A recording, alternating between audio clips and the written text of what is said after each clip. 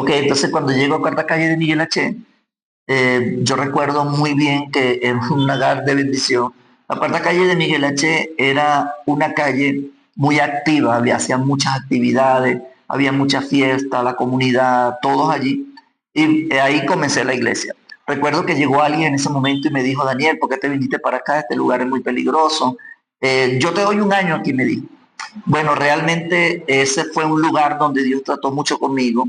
Yo siempre he sido un hombre de conexión espiritual. Empecé a subir a un lugar que se llama Guaremar en Valencia. Duré 7 años subiendo seguidos. Incluso llevaba toda nuestra gente de Miguel H.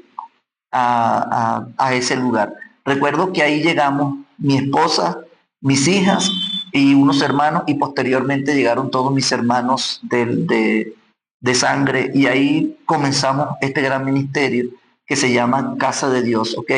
Que se convirtió en un ministerio, luego en una iglesia, y ahí hemos venido nosotros creciendo. Recuerdo muy bien que Dios me confirmó más el ministerio fuertemente en unos ayunos que yo tuve en la montaña de oración que se llama Guaremar. Ahí yo iba todos los años y Dios me mostró una pradera, o sea, un lugar verde, hermoso, pero demasiado lindo, que me impactó.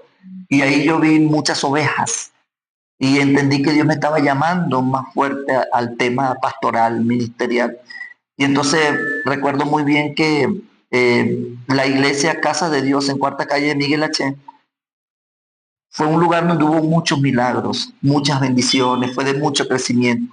Hicimos muchas actividades. Yo recibí personas de muchas partes del mundo. De hecho, todos los años hacíamos nuestros aniversarios. Yo pude traer gente de Colombia, de Aruba, de muchas partes, de Argentina, vinieron muchos ministerios. Eso fue en el año 2004 específicamente. A partir del año 2004, nosotros empezamos, digamos, a crecer espiritualmente. Yo llevé adelante muchas actividades de carácter ministerial, hacíamos cruzadas de 600, de muchas más personas, que para nosotros eso era grande, porque veíamos la mano de Dios. Realmente vimos muchos milagros, muchas bendiciones, y posteriormente yo duré 9 años pastoreando en esa calle que no pastoreaba a nadie. Yo creo que nadie hubiera podido hasta pastorear allí, a no ser que haya sido de Dios. Ahora, una vez que cumplo los 9 años, salgo del lugar pequeño, porque teníamos como 5 por 8 metros, era lo que nosotros teníamos en todo ese tiempo. Dios nos saca de allí. Posteriormente logramos un lugar más amplio, más grande, en una calle cercana a donde nosotros estábamos, hasta que un día, y esto es importante que yo lo cuente, yo estoy un día que salgo después de la iglesia Cuarta Calle Miguel H., en el lugar donde estábamos, y lo entregamos. Entonces vino un pastor amigo, el pastor Josué, Josué Bravo, que honro su nombre en este momento. Yo recuerdo que yo estaba en la Torre Banabén de Valencia, porque estaba haciendo unos documentos para registrar el ministerio de la iglesia. Entonces él me dice: Daniel, me enteré que saliste de la iglesia. Y yo, dentro de mí, yo digo: oye, la gente sí le gusta contar las cosas, para no decir otra cosa. La gente sí le gusta contar las cosas. Entonces le dije: sí, pastor, yo salí. Me dijo: ok, muy bien, vamos a hacer algo, me dice él. Y yo digo: ah. Yo le digo: mira, él me dijo, yo tengo en la iglesia, podemos hacer servicio. Este, tú me dices el día que necesites y yo te lo doy. Yo le dije: bueno, vamos a hacer algo. Yo quiero hacer actividades en la iglesia cuando tú no tengas actividad. Y le pregunté: ¿cuál es el único día que tú no tienes actividad? Me dijo: domingo después de mediodía, yo no, ya no tengo actividad. Le dije: bueno, entonces dame ese día. Ahí duramos 2 años. Duramos 2 años. Esos 2 años yo lo utilicé para formación, porque ya con prácticamente 10 años, para 9, 10, 11 años ya de experiencia, el Señor trata conmigo y me dice: te voy a llevar al Ministerio Apostólico Profético. Les digo: Señor, si yo me voy al Ministerio Apostólico Profético, la gente va a hablar de mí, va a decir que yo soy un apostolito y que tengo una fiebre de quererme nada más que los demás. Entonces usamos esos 2 años entre la casa donde yo vivía, el sector de Ruiz Pineda, Valencia, y la iglesia, o sea, el local, y ahí fue donde nosotros desarrollamos todo lo que significa el Casa de Dios, hablando ahí dimos las escuelas de formación, las escuelas de liderazgo, o sea, hice un proceso de crecimiento interno. ¿Por qué? porque yo entendí que una iglesia no podía sostenerse solamente de hermanos dentro de la iglesia, yéndose a su casa y regresando a su casa. No, yo entendí que necesitaba un sistema de trabajo y eso fue lo que construí con los años, un sistema de trabajo. Entonces, de ahí nace lo que hoy nosotros tenemos como movimiento apostólico y profético Casa de Dios. Una vez que yo duro todo ese tiempo, el mismo pastor Josué me dice, yo tengo otra iglesia, otro lugar, que lo tengo, ahí está, quiero que vayas y lo veas, yo fui y lo vi. Realmente cuando yo lo vi, no digamos que me desanimé porque yo soy un hombre de fe, pero no estaba como para nosotros entrar y tener esa fiesta. Pero yo dije, yo lo tomo. Recuerdo que reuní a mi equipo, mis hermanos, porque la mayoría de mi equipo son mi familia, mis hermanos. Quiero decirle, yo tengo 17 hermanos, la mayoría de todos mis sobrinos están en el ministerio, la mayoría de todos mis hermanos también están en la iglesia. Son ministros, mis hermanos, son profetas, son pastores, son líderes. Entonces yo los reuní a ellos y les dije, ¿qué hacemos? Yo le dije, yo creo que podemos. Y ellos me dijeron, si tú crees que podemos, nosotros también vamos a entrar. Y entramos. Entonces, ahí tenemos algunos añitos más, ¿sí? Tenemos unos años más ahí. Debe ser como algunos 9 años que tenemos nosotros ahí trabajando. Posteriormente, Dios me llama al Ministerio Internacional. Entonces, vine aquí al Ecuador, fundamos la obra aquí, abrimos en Guayaquil, abrimos en Ibarra y ahí hemos venido trabajando en el sector de Tabalo, que es donde estamos ahorita. Tengo 7 años trabajando aquí y por eso es que nosotros ahora nos llamamos Movimiento Apostólico Profético, Casa de Dios Internacional. Tengo prospecto porque Dios me ha dado la bendición de decirme, levántame 40 iglesias. Entonces estoy orando por levantar la iglesia. Muy pronto vamos a abrir en España, que ya tengo el profeta, el hombre de Dios listo, preparado para España. Dios me da mucha palabra para Estados Unidos, para muchas partes del mundo. Y aquí estoy, creyéndole a Dios. No ha sido fácil el camino del apóstol. ¿No creen que esto ha sido fácil? Así como todos sufrimos. El apóstol de verdad se ha entregado totalmente a su ministerio, a Dios, a su familia, junto a su esposa, a sus hijas. Y ha sido un camino largo. Pastor, ¿qué es lo más difícil que usted ha hecho? ¿Qué es lo más difícil que ha dicho? A lo mejor podré, no podré, como usted está contando, las 40 iglesias, eso es de tener bastante fe. Sí. Eso no es para cualquiera, eso es para valientes, alguien de verdad que esté comprometido con Dios, porque este llamado no lo tiene cualquiera. ¿Cómo usted, apóstol, ha estado en este camino para hacer las 40 iglesias? Bueno, mira, realmente como yo lo he entendido a través de los años, que son muchos, he aprendido que esta es una carrera larga, ¿ok? Como todo ministerio, he tenido mis altas, he tenido mis bajas. Si tú me preguntas cuál ha sido la circunstancia más difícil que viví en mi vida, han sido muchas. Pero Dios también me ha enseñado que en medio de todas esas circunstancias difíciles, Él siempre ha estado conmigo.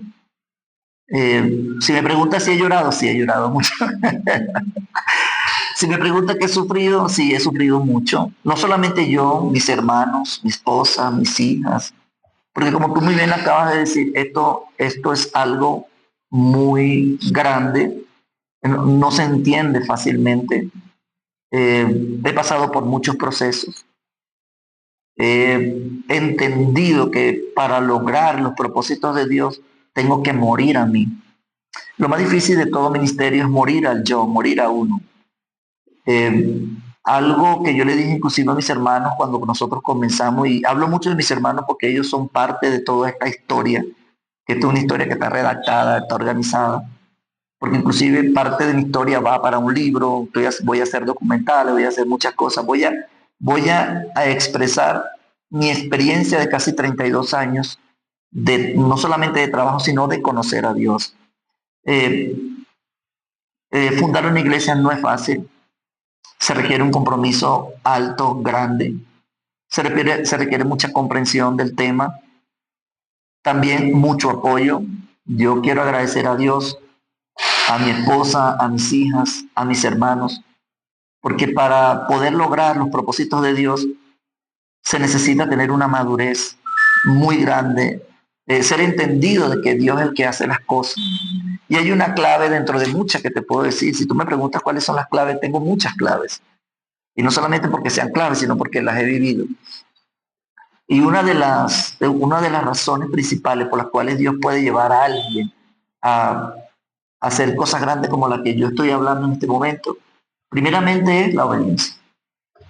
La obediencia es fundamental, la obediencia es básica. Dios no hace nada con nadie que no sea obediente. Y para ser obediente tienes que morir a tus gustos, morir a tus deseos, morir a ti mismo y vivir para Cristo. Por eso yo me identifico de alguna manera modestamente con el apóstol Pablo, porque he entendido mucho sus palabras. El apóstol Pablo dijo, no vivo yo, mas vive Cristo en mí. Entonces yo he entendido que este es un tema de morir al yo y dejar que Cristo viva en nosotros. Otra de las cosas que Cristo demostró, por cierto, fue la obediencia hasta la muerte de cruz. Entonces eso es una cosa que cada persona debe experimentar. Se dice fácil, pero no es fácil. Lo otro que te puedo decir con referencia a eso es que es también necesario la mentalidad de proceso. Hay que entender que la vida todo es un proceso. Nada es fácil. El sistema del mundo está diseñado para no regalarte nada.